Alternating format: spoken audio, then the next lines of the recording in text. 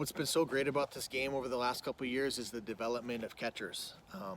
The catching position has grown and evolved over time, and it's become more athletic, and there's been more onus on having a great catcher, which is tremendous, because a catcher can really make or break your pitcher. It can really make or break your team.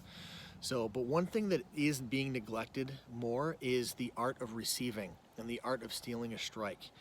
We go to some of these camps and clinics, and sometimes we confuse activity with productivity, and we're not actually being efficient with the use of our time and being efficient with our training. Now, as a catcher, we have the ability to steal a strike potentially every single pitch. So every single pitch of the game, we could steal a strike. Yet what we're doing is we're spending more time of our training blocking.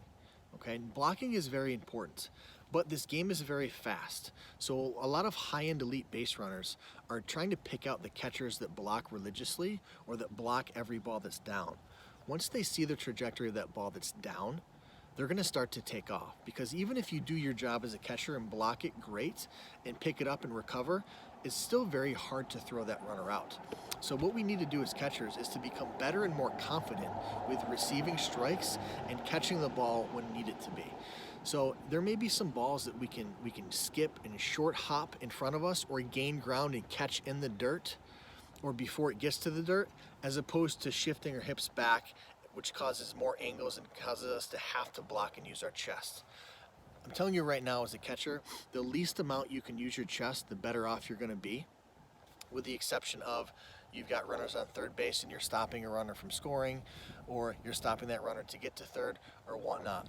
But we want to gain ground and go get the ball and catch the ball, okay, as opposed to being obsessed with blocking every chance we get.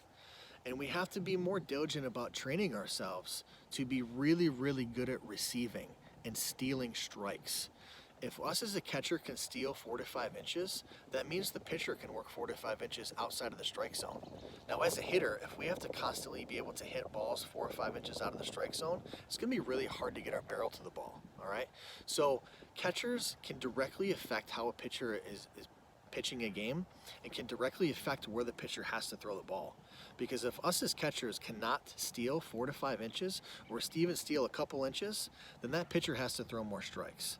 And when the pitcher has to throw more strikes, the hitters are going to be more likely to make solid contact. So catchers, I challenge you to spend more time receiving, stealing more inches, and getting used to gaining some ground at the balls that may be down, as opposed to automatically seeing a ball down and shifting your body backwards and blocking. All right? Be more confident with that glove hand and go get more balls and steal more strikes.